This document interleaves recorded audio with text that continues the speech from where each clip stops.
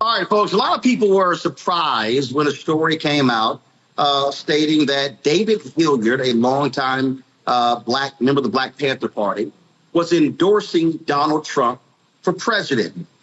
The video has been circulating on social media. It was posted by Carol D. Mitchell, and it shows Hilliard calling Trump a decent man and a friend to African Americans. Okay, this is the video. Welcome to the Random Site. I want you to meet someone who knew Donald Trump, and he's going to tell you about Donald Trump in his own words. My name is David Hilliard, founding member of the Black Panther Party. I knew Trump when Trump was a college student in New York, and he supported the Black Panther Party. That's how I know Trump. What kind of person do you think Donald Trump is? Trump is a person who's a decent man, and he supported the Black Panther Party. That's what I just mentioned to you. He was someone who gave us money, and Trump was a decent guy. Mm-hmm. Trump? Yes.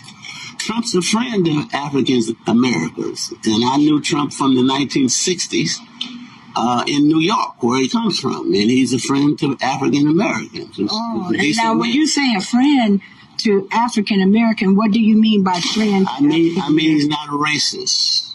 He's not a racist, fascist white man. He supported black people. Owned every brownstone in a place called Harlem, New York. Oh, wow. Okay. Now, do you remember the time that Trump supported Jesse Jackson? No, but I remember when he supported the Black Panther Party. Wow. That's incredible. And how did he support the Black Panther Party? With his money. Whoa, for real? My goodness. He gave us money. So, in your opinion, Trump has always been, now that he has these 34 counts of being a felon, Trump has always been part of the black community, or familiarized at least with the black community. That's exactly right. Trump was a friend to people of African American descent, and he owned all of Harlem. Wow, that's amazing. So in your opinion, sir, your valued opinion, why do you think they put all these charges on Trump, and they're afraid of him to be president? Because Trump likes Africans in America. He likes black folks. That's one. I think that Trump is qualified in a very decent approach to having somebody representing America. Trump, yeah, I agree with you. And I think Trump would be able to get us off this government thing and get us to making our own money, because he knows how to make money. He knows how to lose money. And so he would be the perfect person to help us get our own again, right? And Trump's a friend of African Americans. He's always been a friend of black people. That's how I know Trump. Okay. Well, thank you so much. And what is your name, sir? My name is David Hilliard, founding member of the Black Panther Party. Oh, my God. Well, that's amazing. You're a well-known figure in the Bay Area. So we thank you for taking a moment out of your valued time to give us an interview for the Random Site. Thank you, sir. All power to the people. Okay, so you've heard it straight from David Hilliard's mouth, the founding member of the Black Panther Party supporting Donald Trump. Thank you very much. This has been your host, Carol D. Mitchell, on the Random Site. Well, the grandson of David Hilliard, Eric Jones, took to social media disputing what took place. And they were posting videos. They reached out to us here at Roland Martin Unfiltered. Eric Jones joins us right now from Oakland. Eric, first and foremost, who is Carol Mitchell? Who is she? Hello, Roland. First off, I would like to say just thank you for the opportunity to be able to write this story. It's going down a very wrong path very fast. And so it's much appreciated for this opportunity to do so. This Carol Mitchell lady, this was the first time I had ever even heard of her name, just seeing the video. Apparently she lives there at the senior community my grandfather resides at, and she had watched him for quite a while and known of his status and decided to apparently go after him for that interview. And so, according to you and other family members, your grandfather is suffering from dementia? Yes. So, unfortunately, yeah, my grandfather is in the thralls of dementia, and he has been for quite some time. So the reason, so many of us, again, when we first saw this, thought it was suspect, because at no time ever has Donald Trump or anybody else suggested that he was providing financing to the Black Panthers when he was in college. Second of all, again, if you look at logic here, Donald Trump was at Wharton. His daddy, brought him into the school. He didn't have the grades. And there's nowhere in hell that Donald Trump would be crossing paths with the Black Panthers, especially in Oakland. Yeah, so those things don't line up. And currently, I've been speaking with the Huey P. Newton Foundation and Frederica Newton, and we are trying to find some of any Panthers that were still around from the New York chapters, and to see if we can verify any of those stories. But so far, no. And so at no point in any conversations that you had with your grandfather did Donald Trump ever come up? Well, since Donald Trump's name had become something that's of popularity and constant news and daily things, he's gone on to say these type of stories that, oh yeah, Donald Trump gave us these brownstones back in New York in the 60s, but again, those are unsubstantiated. Definitely. Yeah. Well, first of all, let's be real clear. If anybody even understands the Trump family, Donald Trump's dad built the business. Donald Trump's dad, his business wasn't in Harlem. Yeah. It was in one of the other boroughs. And so it was in Brooklyn. So they never did business in Harlem. So this thing just comes out of the blue in terms of this whole deal here. This craziness. Yeah, it is complete madness.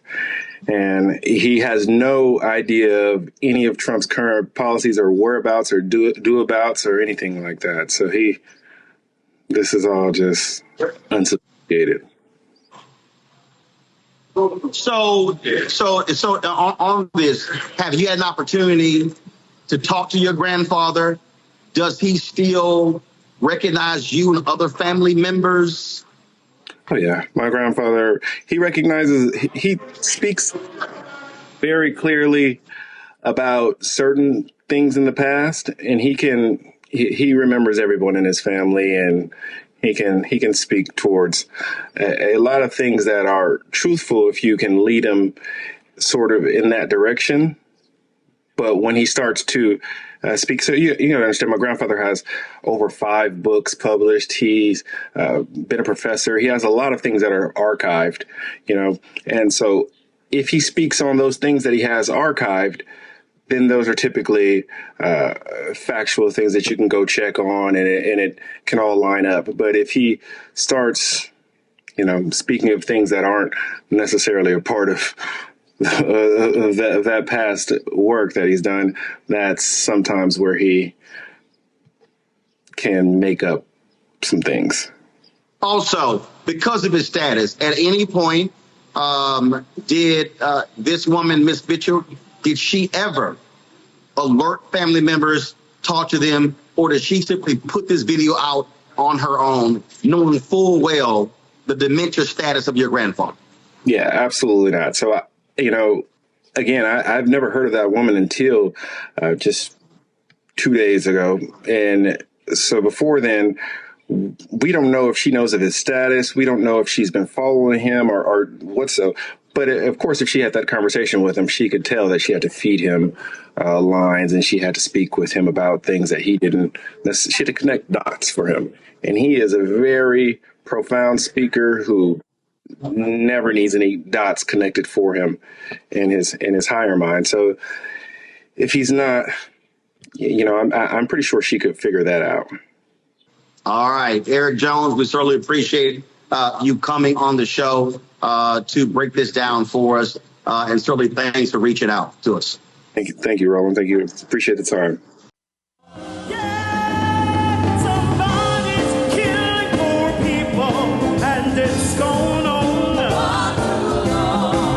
When COVID happened, poor people were dying at a rate already of 800 people a day.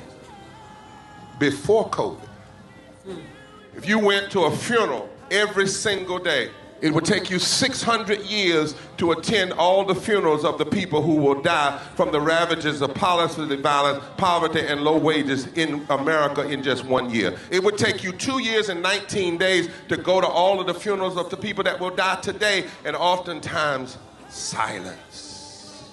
Nobody talks about this political genocide, but we are determined today to remember their death and be a resurrection of voting power and voice power like never before. Economic justice and saving this democracy are deeply connected. We, as a nation, must listen to the demands of the poor, who are pushing and will continue to push political candidates and elected leaders to lift from the bottom so that everybody can rise. We are the poor, the marginalized, and the underpaid. And we are taking one step forward to say that everybody has a right to live. Poverty is not the fault of those who are impoverished. It is caused by those who make the policy. There are over 135 million poor and low-wage, low-income people in this nation. The biggest block of potential voters by far is low-income, low-wage voters. I can't afford medicine. Sometimes I have to skip because of the cost. The farm worker community is tired of the violence imposed upon us by greed, exclusion, and denial of basic human rights. Those folk that represented by that casket, poor and low-wage workers who are the most moral people in this country because they go to work every day believing, even though going to work is hazardous to their health. I'm tired of working 70 to 80 hours a week and still not have money for the necessity of bills. I'm tired of getting sick and not being able to go see the doctor. Having to make a choice to pay between rent or the light bill or food or clothes. You cannot claim to care about families and a culture of life and then do everything in your power to rob people of equal access to resources and to force them to live in poverty. Leadership of both parties had waged war on poor people and low-wage workers. And this government has treated people experiencing poverty, including their military families, with disdainful, deliberate, malicious neglect. So the truth is that my son died from poverty. We refuse to accept poverty as the fourth leading cause of death. The fourth leading cause of death in this, the richest country in the world. We march today for our children and the generations to come. And we need to do it with the loudest voices possible, the biggest actions possible. We will voice our demands and register our vote. When we stand up and when we stand together, things change. There is the electorate that is, and then there is the electorate that should be. 34 million eligible poor and low-income voters did not vote in 2016. If just 20% of those voters in swing states were mobilized around an agenda, they could change the political outcome of every election. So we're launching the most massive voter mobilization and turnout campaign in history of poor and low-wage voters, allies, and religious leaders. People are dying, but we know it doesn't have to be this way. And so we are calling on everyone to join us in this Poor People's Campaign, a national call for more revival. We are here, we will be seen, we will be heard, and our power will be felt. We don't need to be an insurrection. We are a resurrection that will be felt across this country. Are you ready? Ready? Ready? Ready? We are a resurrection, and we are ready.